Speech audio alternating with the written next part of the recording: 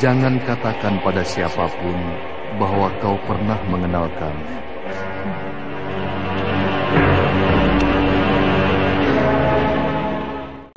Kamu sudah berhasil menghancurkan batu cadas. Pertanda, kamu harus segera meninggalkan tempat ini. Selamat tinggal, Nyai. Iya, dan jangan katakan pada siapapun kamu pernah tinggal di sini.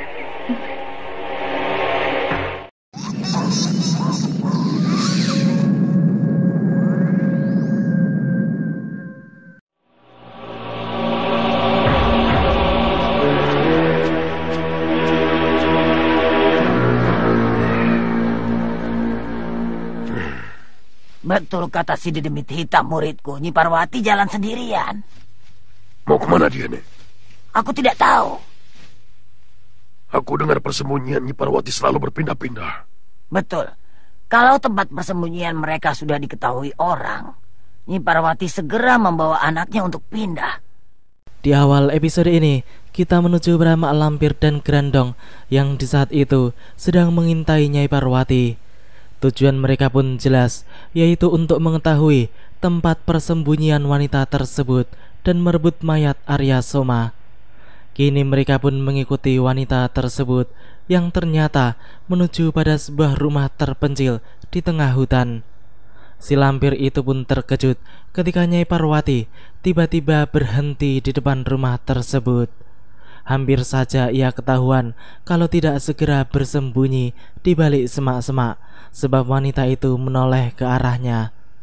Setelah meneliti keadaan sekitar dan merasa aman, Nyai Parwati pun kemudian masuk ke dalam rumah tersebut. Si lampir pun merasa senang karena akhirnya ia dan Grandong berhasil menemukan tempat persembunyian setan pemakan manusia. Mereka pun yakin kalau mayat Arya Soma ada di dalam rumah tersebut. Mereka pun juga kemudian bersiasat untuk mengelabui Nyai Parwati dengan cara menyamar sebagai Kiai Basari, sekaligus untuk mengadu domba Ibu Arya Soma itu dengan para kiai. Aku cari topeng hitam untuk membalas kematianmu, tapi tidak ketemu, Nak. Dia harus mati. Dia harus merasakan apa yang pernah kau rasakan, Nak.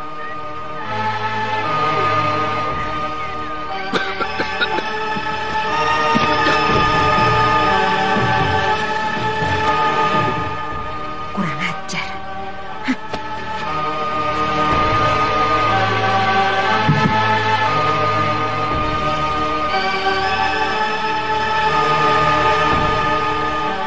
Dari mana Kiai Sepuh itu tahu tempat persembunyianku?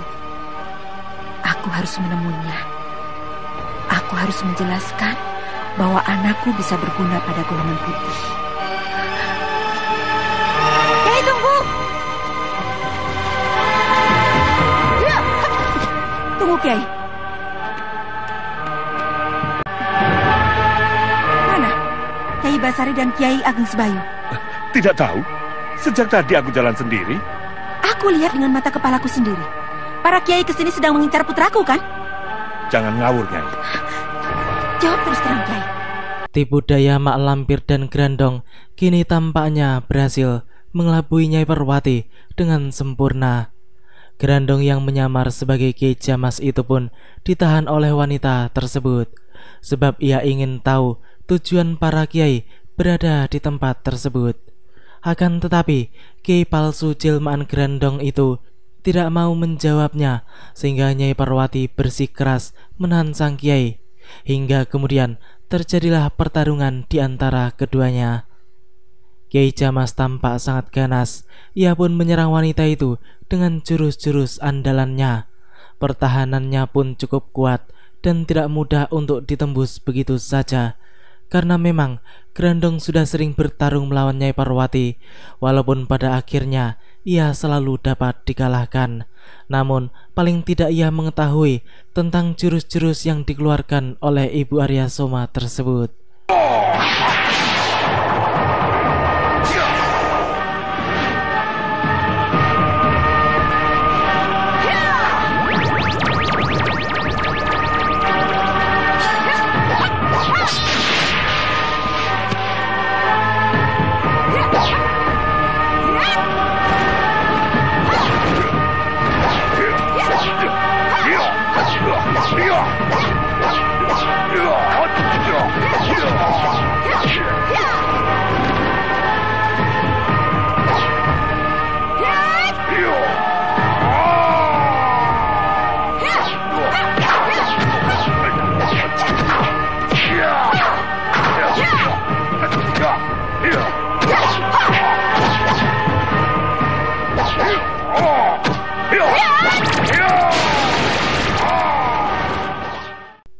Cukup alat juga Grandong kali ini. Nyai Parwati pun dibuat kerepotan olehnya. Hantu jelek itu memang sebenarnya kebal terhadap pukulan biasa, bahkan juga senjata sekalipun, kecuali senjata pusaka. Ia pun berusaha untuk menahan wanita tersebut selama mungkin, sampai Mak Lampir berhasil membawa kabur mayat Arya Soma. Di tengah pertarungan mereka itu, mendadak muncullah Mak Lampir yang menyamar sebagai Kiai Ageng Jembar Jemantoro dengan membawa kabur Arya Soma.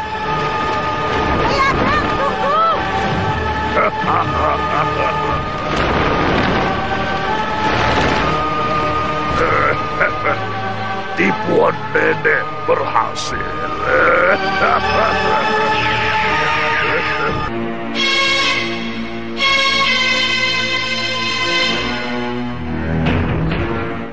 Jelas saja Nyai Parwati langsung kehilangan jejak, sebab Mak Lampir telah menghilang dan masuk ke alam jin. Wanita itu pun tampak kesal dan mengumpat sendiri, sebab ia kehilangan jejak dan sama sekali tidak mengetahui kemana perginya Kiai Ageng Jembar Jemantoro yang dilihatnya tadi. Kini kita menuju pada Jaka dan Gendowor yang ketika itu sedang menaiki gerobak kudanya. Sepertinya mereka baru saja pulang dari mencari rumput seperti biasanya. Tak lama kemudian, Gendowor pun melihat keberadaan Nyai Parwati yang berlari-lari kecil ke arah mereka. Ada apa, Nyai? Aku ikut. Kemana, Nyai? Kadipaten. Ini kan kereta rumput, Nyai. Aku tahu. Hiya! Jalan.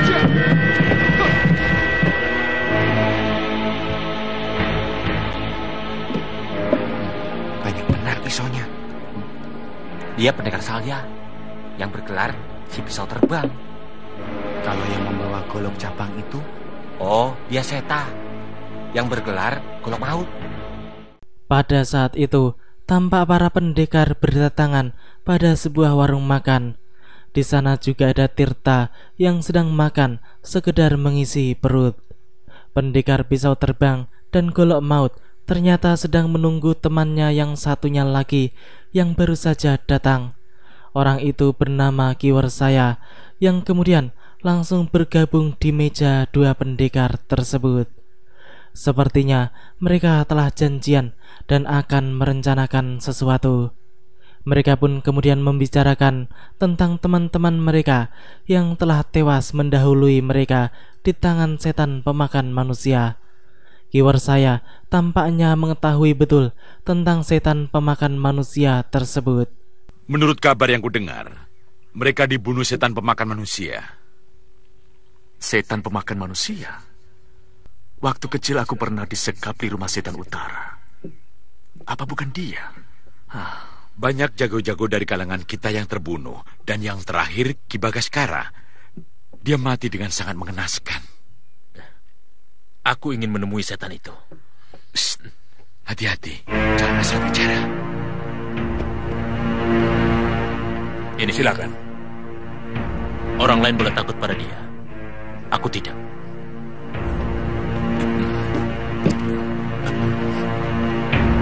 Mereka begitu bersemangat. Apa mereka bisa menang melawan setan utara? Tapi kakek Panut bilang, aku tidak boleh ikut campur urusan orang. Bagaimana kalau talinya putus, Nek? Tidak. Tali ini aku isi dengan aji baronang seketi. Kini kita menuju pada Mak Lampir dan Grandong yang di saat itu telah berhasil menculik Arya Soma dari tangan Nyai Parwati dengan tipu daya mereka yang sempurna.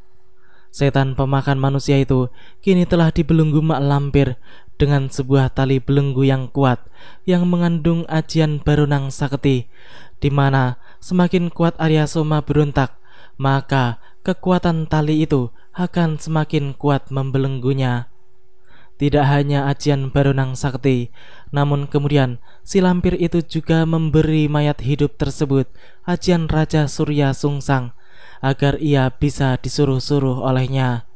Dan ternyata memang benar, kini Arya Soma yang berontak itu pun tidak bisa berbuat banyak atas belenggunya. Aku heran pada Nyi Parwati. Katanya mau ke Kadipaten, tapi tidak mau turun di Kadipaten. Malah turun di Kejambon. Kan masih cukup jauh ke Kadipatennya. Iya, betul. Dan kau lihat perempuan mukanya kan? Kenapa? Nah, nampak gelisah dan tegang sekali. Ya, aku duga dia sedang ada urusan besar yang menimpanya. Ya, tadi aku ingin menanyakannya, Jaka. Tapi hatiku kok nggak enak. Tahu, aku sendiri kok ingin membantunya ya.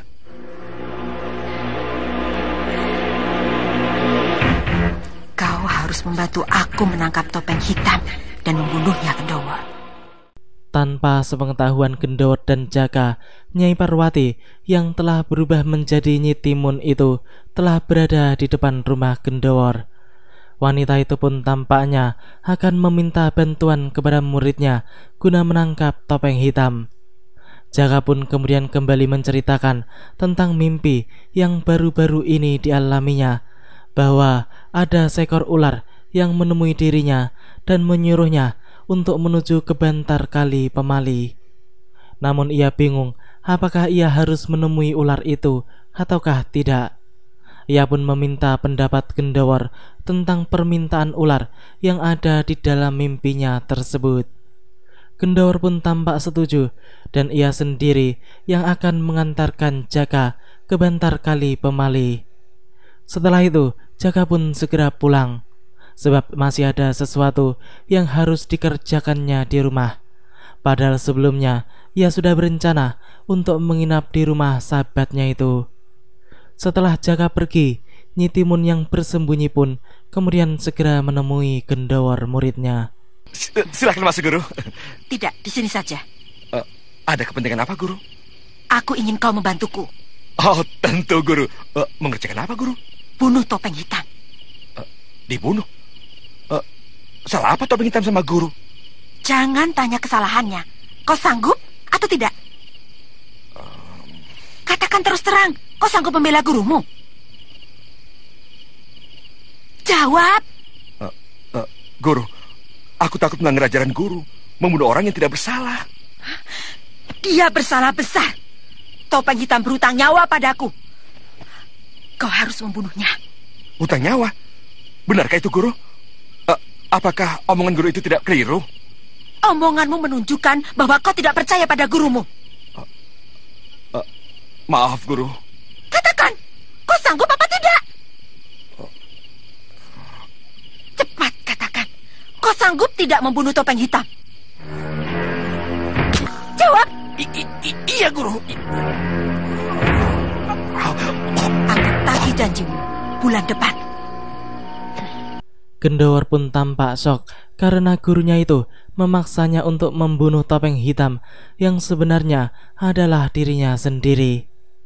Di malam itu, tampak segerombolan para perampok yang sedang menyerang rombongan petinggi bersama dengan para pasukannya. Sedangkan petinggi tersebut pun bersembunyi sambil memantau para pasukannya yang sedang bertempur dengan para perampok. Di sana juga ada Sekar Arum yang baru saja turun gunung setelah berguru pada Ki Panalasan dan Nyi Mawar, penguasa Bukit Rajawali. Gadis itu pun tampak santai sambil menonton pertempuran yang semakin sengit. Sedangkan lelaki tua yang berpenampilan seperti petinggi atau juragan itu pun tampaknya seorang pengecut. Ia tidak mau membantu pasukannya yang sedang kesulitan. Sedangkan Sekar Arum tampaknya tidak tertarik dengan pertempuran di depan sana. Ia pun kini berbalik dan hendak pergi. Namun ia justru bertemu dengan petinggi tersebut. Mereka berdua pun menonton pertempuran itu. Akan tetapi sikap dan kata-kata lelaki tua di sampingnya tersebut kemudian membuat Sekar Arum marah dan kesal, sebab ia tampak melecehkannya.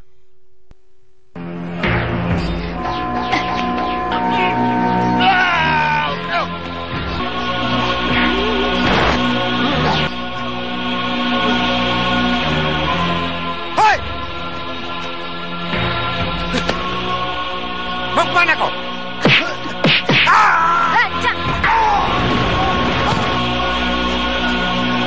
Kenapa kau? Siapa yang melakukannya? Aku. Oh, jadi kau yang membunuh anak buahku? Iya, anak buahmu itu kurang ajar. Jadi, aku kasih pelajaran. Tidak disangka, dia cuma gentong nasi. Baru dipukul sekali saja, sudah mati. Kau juga harus mati, setan betina.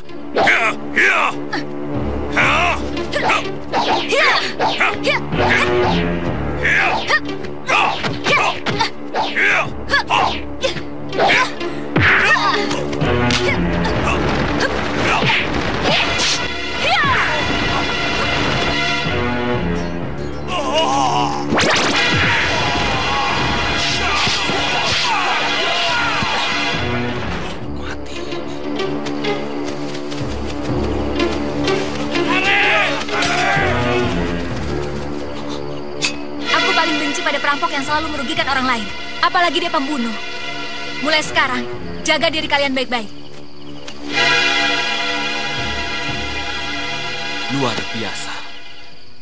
Gadis itu masih sangat muda, tapi kepandaiannya mungkin sejajar dengan para pendekar kelas 1. Kini kita menuju pada Mak Lampir dan Grandong yang di saat itu masih mendekam di tempat persembunyiannya. Mereka tampak bingung karena Arya Soma selalu berontak dan tidak mau tunduk kepada mereka, terutama Mak Lampir. Grandong pun mengusulkan agar Mak Lampir memakai mantranya saja supaya mayat hidup itu mau tunduk kepada mereka. Namun ternyata tidak semudah itu, sebab si Lampir sendiri sedang bingung hendak memakai mantra yang mana. Sebab kalau sampai salah mantra, maka hantu itu akan menentang kepada mereka. Kini kita biarkan saja dua makhluk jahat itu pusing dengan sendirinya. Di sisi lain, tampak Sekar Arum yang di saat itu sedang melamun seorang diri. Ia pun sepertinya sedang memikirkan tentang peristiwa semalam.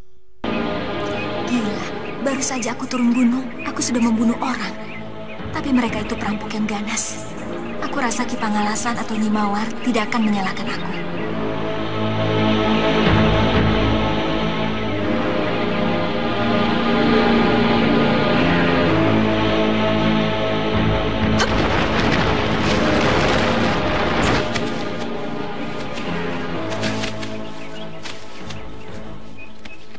Kok tidak ada apa-apa? Sejak tadi pagi kita susuri kali pemali ini, yang ada hanya tempat kosong. Jangan-jangan impianku hanya bunga tidur saja, Gendawar.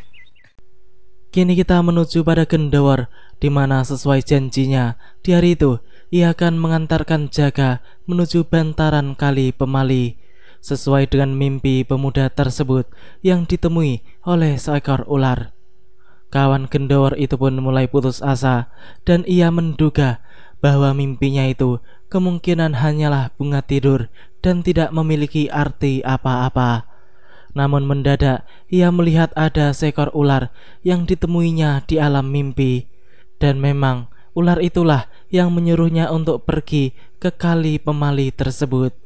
Kata hati Jaga mengatakan bahwa ia harus mengikuti kemana perginya ular tersebut. Sehingga kini ia pun mengikutinya dengan ditemani oleh Gendawar. Ular itu pun berjalan terus masuk ke dalam hutan. Entah kemana tujuannya. Yang jelas Jaga merasa ia harus mengikutinya terus sampai pada tempat tujuan. Setelah berjalan cukup jauh masuk ke dalam hutan, akhirnya Jaga melihat seorang wanita cantik yang melambai-lambaikan tangan ke arahnya. Sedangkan Gendawar tidak melihatnya sebab wanita itu adalah wanita siluman yang bernama Roro Gringsing. Ada apa, Jak? Apa? Kabut? Bukan. Putri cantik. Alah, putri cantik dasmu. Orang nggak ada apa-apa kok. Kamu ini gimana sih?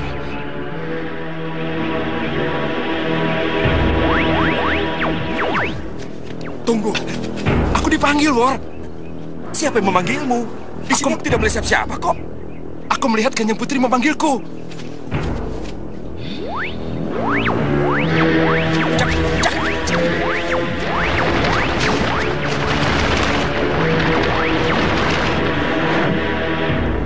Jaka! Gondowor, rahasiakan pertemuan kita ini. Siapa kamu? Aku Abdi Roro Gringsing.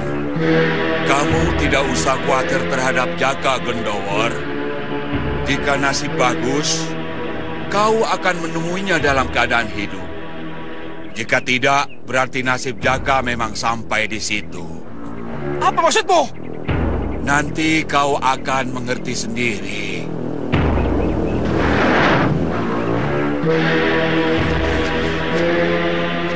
Berarti Jaka dalam bahaya. Bahaya apa yang akan mengancam Jaka?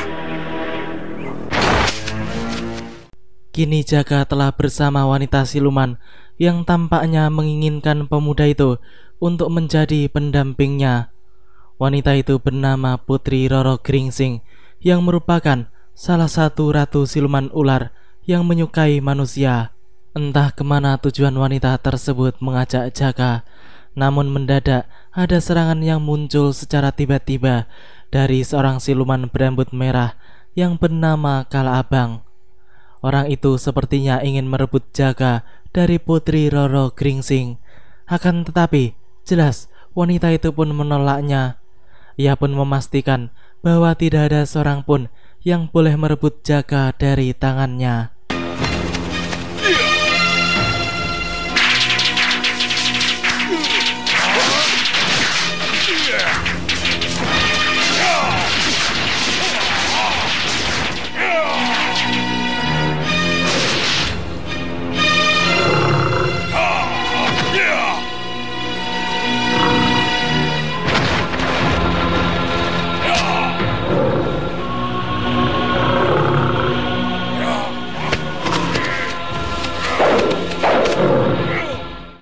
Kala Abang tampaknya cukup sakti sehingga ia mampu menangkap naga merah yang merupakan pelindung Putri Roro Gringsing yang juga baru saja berbicara dengan Gondowor. Setelah mengikat naga merah itu di pohon, Kala Abang pun menghajarnya habis-habisan sehingga membuat naga merah tersebut tidak berdaya dan jatuh ke tanah. Melihat semua itu, Putri Roro Gringsing pun segera menyerang Kala Abang. Namun siluman itu mampu menghindarinya. Bahkan kemudian ia pun justru berhasil membawa kabur Jaka dari tempat tersebut. Sedangkan Roro Gringsing pun mencoba untuk membantu pamannya yang tengah terluka. Paman, paman tidak apa-apa. Dadaku sesak sekali.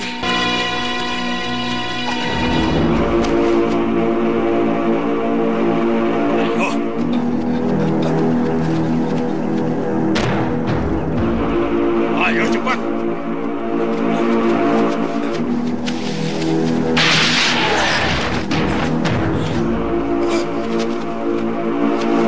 Kalar Maba. Benar Malampir. Mau kemana? Aku seharusnya yang bertanya, kau mau kemana?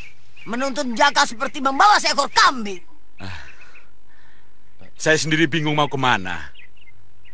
Lelaki ini akan menjadi saingan saya terhadap Putri Roro Gringsing yang selama ini saya cintai dan saya puja. Cinta Roro Gringsing terhadap manusia tidak akan pernah padam. Karena itu cepatlah pemuda ini, agar kelak kau bisa menguasai cinta gadis itu sepenuhnya. Ternyata Kala Abang adalah bangsa siluman yang menyukai Putri Roro Gringsing, dan kini ia telah terkena hasut Mak Lampir untuk membunuh Jaka. Padahal kalau sampai ia membunuh pemuda itu, maka Gendowor tidak akan berdiam diri untuk menghancurkannya. Kini kita menuju pada Kiai Jamas, Kiai Ageng Sebayu, dan Kiai Ageng Jemantoro yang ketika itu sedang membicarakan masalah setan pemakan manusia dan Nyai Parwati. Kekacauan demi kekacauan telah terjadi di mana-mana. Bahkan korban hantu pemakan manusia tidaklah sedikit. Mereka sendiri menjadi bimbang dan bingung karena setan pemakan manusia itu adalah Arya Soma dan Nyai Parwati akan selalu melindunginya. Sedangkan Nyai Parwati sendiri adalah pendekar golongan putih. Para kiai itu pun memutuskan untuk tetap menindaklanjuti urusan setan pemakan manusia. Mereka pun berencana untuk menemui Nyai Parwati guna kembali menyadarkan wanita itu bahwa anaknya sudah tewas dan tidak akan bisa hidup kembali. Aku harus bertanggung jawab. Aku harus menemui Arya Soma dan Nyai Parwati. Sekarang aku harus mendidik Ayu Wulandari. Mudah-mudahan gadis itu kelak akan menjadi pendekar wanita yang sekali.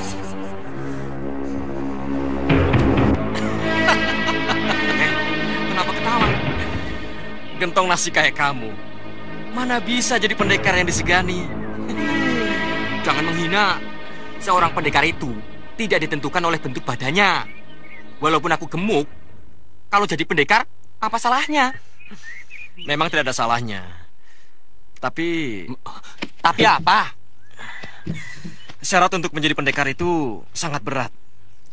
Yang pertama, dia harus teguh pada pendiriannya. Ya aku ini, pendirianku kan buat seperti baja. Memiliki keberanian dan pantang menyerah. Loh, lah iya, cocok denganku. Mana ada sih di dunia ini yang aku takuti?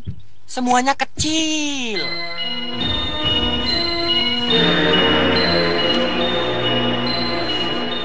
Dan terutama, sanggup menahan lapar. Ah, masa iya? Kalau menahan lapar saja tidak kamu sanggupi, bagaimana bisa kamu menahan penderitaan yang lebih berat lagi? Daripada harus menahan lapar, lebih baik aku tidak jadi pendekar. Tapi sebenarnya kamu memang pendekar kok. Pendekar apa? Pendekar bakul nasi. Dasar belotong pemuda konyol, ada-ada saja tingkah dan bicaranya. Kini kita menuju pada Kiai Jamas dan Kiai Basari yang di saat itu sedang berjalan di tengah hutan. Dan mendadak keduanya pun dikejutkan dengan keberadaan Jaka di tempat sepi seperti itu. Pemuda tersebut pun tampak sedang berbaring dan melamun di bawah pohon yang rindang. Merasa sangat mengenal pemuda pekatik kuda itu, Kiai Jamas dan Kiai Basari pun berusaha mendekatinya dan mempertanyakan mengapa ia berada di tempat tersebut. Kenapa kau ada di sini?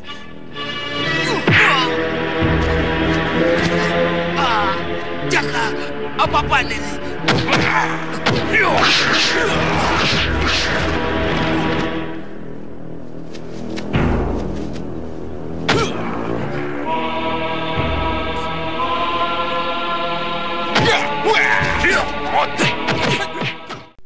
Entah setan apa yang telah merasuki tubuh Jaka.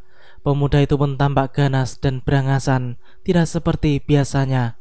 Ia pun kini menatap tajam kepada kedua kiai di hadapannya, seakan keduanya adalah musuh besarnya. Lalu pemuda itu pun menyerang Kiai Jamas dan Kiai Basari. Kemampuan pemuda itu tampaknya cukup tinggi, sehingga ia mampu melayani dua kiai sakti itu dengan cukup baik. Ia pun kemudian juga mengeluarkan ilmu kesaktiannya, namun tidak mudah untuk bisa menaklukkan dua kiai sakti golongan putih tersebut. Bahkan kemudian justru dirinya sendiri yang terkena hajaran Kiai Jamas, hingga membuatnya jatuh terbanting ke tanah. Ketika Jaka dalam keadaan kritis seperti itu, mendadak muncullah siluman Kala Abang yang sebelumnya telah menculik pemuda itu dari tangan Putri Roro Gringsing. Pertarungan pun tidak dapat dihindari lagi. Kiai Jamas pun menjadi lawan yang alot bagi siluman berambut merah tersebut. Dan yang menarik adalah topeng hitam kemudian muncul untuk menyelamatkan Jaka dan membantu para kiai menghadapi lawan-lawannya.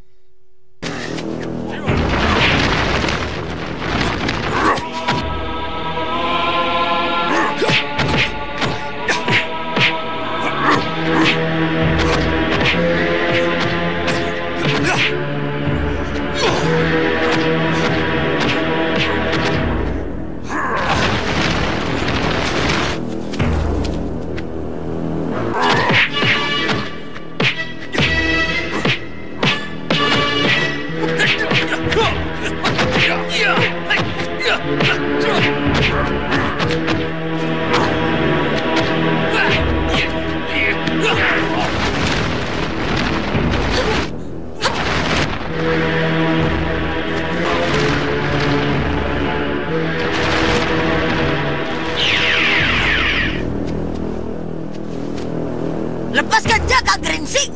Dia milikku.